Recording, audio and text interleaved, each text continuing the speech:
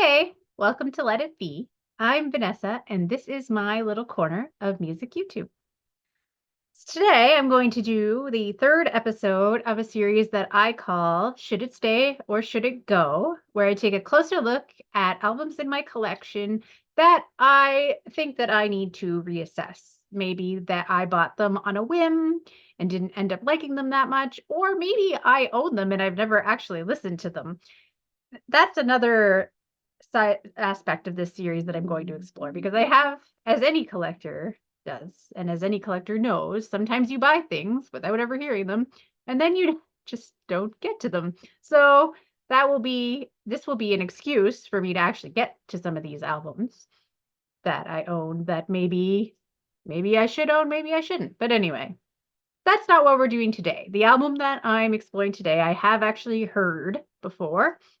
I am going to be looking at the debut album by Japan, which has a very unfortunate title. It is called Adolescent Sex, which I won't be putting in my video title because I do not want to end up on a list or end up banned for a very innocuous video about an album. But anyway, I bought this more recently than maybe some of the other albums that I've covered here so far. I bought it last year. I had been visiting my parents again, and we went to the little record stand in their hometown. And that's often where I find some really different stuff because some of the stuff I find there would probably sell for more here in the city that I live in, or they just might not keep it in stock at all because it's a little more sought after. But people in my hometown might not be as familiar or interested, so it's a little easier to find there. So I didn't pay very much for this album. I didn't really know much about it. I don't know a lot of Japan. I've heard a few songs. I really like Ghosts. I've always wanted to explore them a little more, and I know that a lot of people regard them very highly, and they also regard David Sylvan's solo work very highly. So that I do need to explore more, and that is why I picked this up. I had heard that the debut wasn't as good, and I didn't realize that I was picking up the debut because I was kind of shopping quickly and just not really thinking of looking closer because on this edition, you can see they don't really show you what the title isn't really clear anywhere on the cover. It's on the side, but that's it, which probably for good reason. But I'm not as familiar with what the covers look like, especially that day. I wasn't. But anyway, I remember me and my dad listening to some of the albums that we had bought that day and both not being very impressed with this one. Actually, I'm pretty sure that he made me turn it off after side one because he just was not into it at all. So it was one of the ones that I pegged for reassessment. Because actually, this record that I have is in really good condition. So if people are looking for it, well, might as well flip it, right? So anyway, it opens with transmission. It opens okay, but I don't know what David Sylvan is doing with his vocals on this album because I've heard later stuff and he doesn't sound like this. Um, I remember being really struck by how different he sounded on this album, and it just I don't like it. I don't like how he sounds here. And they're doing some sort of weird effect on his vocals throughout the album. It's like a whooshing effect that's kind of off-putting to me throughout, in addition to the delivery that just does not sound natural, and I don't know that it was because he doesn't, like I said, in other stuff I've heard, he does not sound anything like this. Um, but yeah, so other than that though, it's musically an interesting sound. It's a bit all over the place, and that's one thing that I've noticed looking back at this album is that they're definitely trying to do something different. Like you can tell that they have some cool ideas that they really want to experiment and they really want to make them to have a unique approach to sort of like a post-punk kind of thing, but they're not totally doing a punk thing. Like they're doing a lot of things. And there's a little bit of like funkiness, there's a little bit of like quite a bit of disco beats, which is a little weird sometimes. And also there's some proggy elements in the keyboards. The keyboards are very proggy, I found, like throughout this album, which is an interesting mix. But the problem, and it's apparent from the first song, is that some of these elements sort of come across as a bit at odds with everything else that's going on in a way that is just not quite working. And that's one of the first things I noticed from the first song is that especially the keyboard sounds just felt like they were at odds.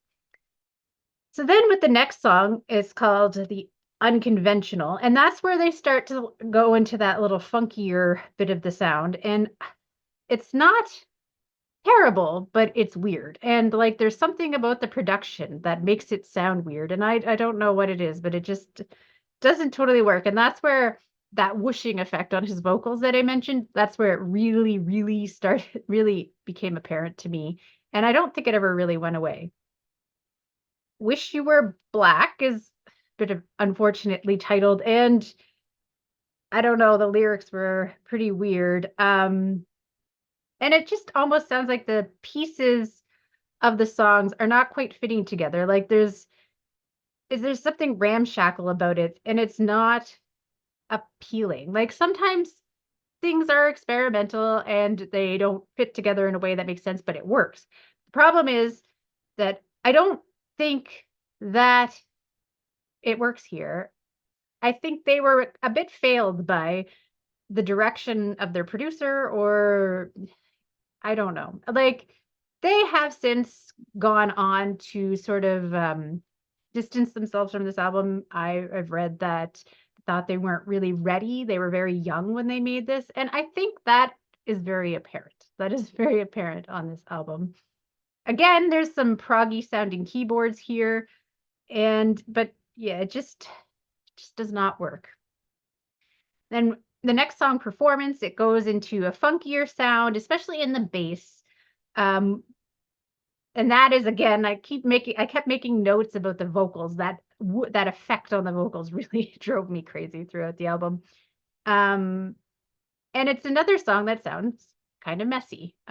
Just the way that all the elements they're sort of at odds with each other. Lovers on Main Street, I think that they're trying to do some genre blending here. And I don't know, like, that's what I couldn't figure out. I don't know if they were missing the chops to at this point to pull it off, but everything still, again, seems to be at odds with itself. Like all the little elements, they just don't come together. And on this song, especially, I found the guitar bordered on being just really annoying with just combined with that disco like beat. And then there's this proggy spacey keyboard solo that just sort of comes out of nowhere. And like it just it just didn't work for me. Um, but yeah. And then I think the worst song on the album comes next is their cover of Don't Rain on My Parade. It's horrible. I just do not like it at all. His especially with his vocal delivery that he's doing on this album, it is just really off-putting and it's really obnoxious. And like the phrasing is off. Like he's kind of got like some sort of marbles in his mouth delivery. And I'm sure this was intentional. I don't think that I think he was doing it on purpose, but I just do not think that it works at all. And it's I guess, it's the punk era and people are subverting expectations. And that's probably what the goal was here, but you still have to want to hear it. Like, I don't know, like that. And that was, I think, the point where when I listened to it the first time, where both me and my dad were like, yeah, no, we're out, because that's the end of the first side. So actually, I will say the second side is a little bit better than the first side. They kind of expand the structures of the song. They have a couple longer songs and they try some different things. Again, it doesn't all work, but it's at least a change from that first side. So Suburban Love, I've seen a lot of people say that is one of the highlights of the album. I don't know that I agreed with that, but these might be people that liked this whole thing a little bit more. But it's again got that vaguely funky sort of vibe to it, but it's messy again. And it's got annoying guitar again that seems at odds with everything else. I was listening on headphones and it was like in the left channel and it just kind of like was like just pervasive in a way that I just couldn't not notice.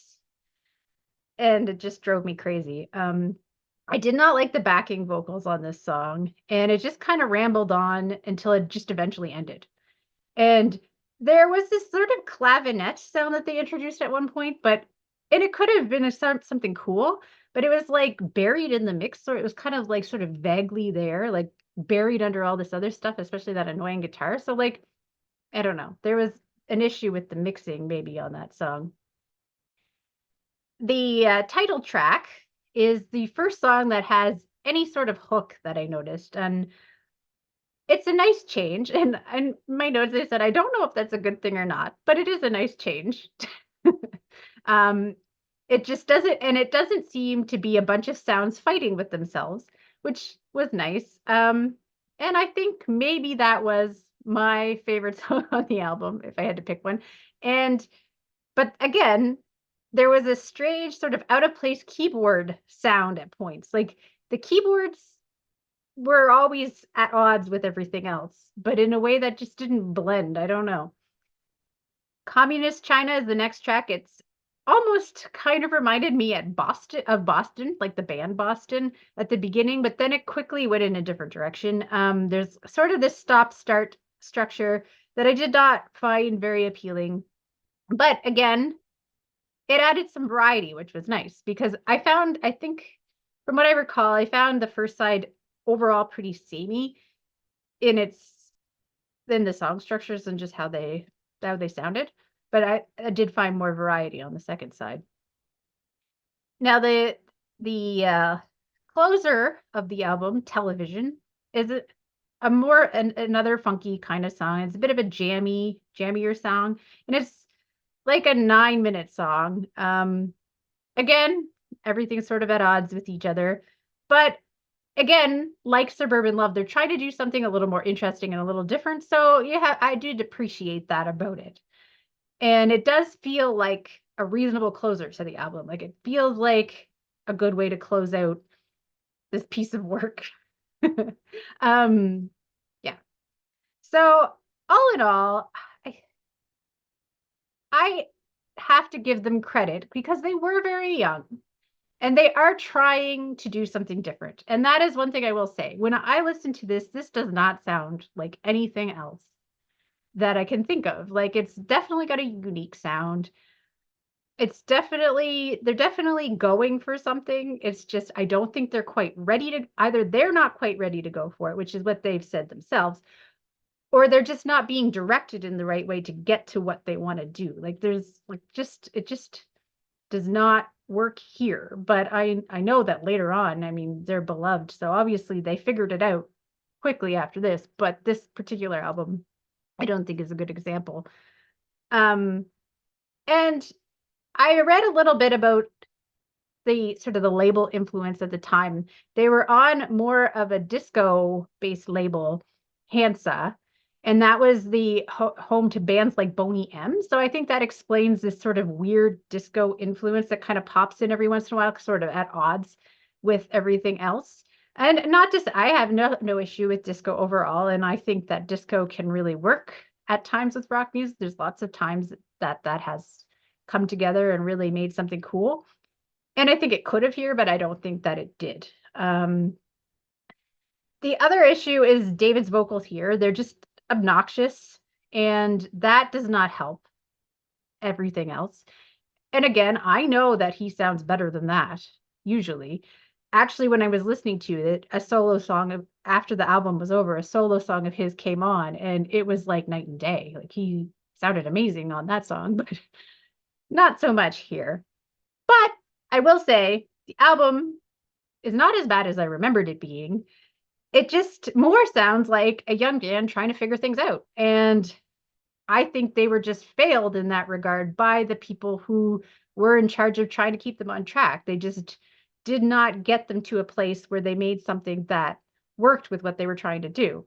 So I can't really be too mad at it. Like, I don't think it's like this horrible, horrible thing, even if I didn't really enjoy it. And I don't plan to probably ever listen to it again. I'm going to give it 2.5 stars. So it kind of in a midpoint there because I can, again, respect the attempt, but the execution did not work. So it is going to go. I don't need to keep it, but I would absolutely explore future or later Japan albums and see where that takes me. And if I like those, I would buy, like, I'm not going to write off the band over this. I realize that this is not really representative of their sound at all. So, yeah, but this album I don't need to keep. It was about on a whim, and I should have looked at it a little closer because I had heard that even fans of the band are not as high on this, and I probably wouldn't have bought it. But, live and learn. Anyway, till next time. Bye.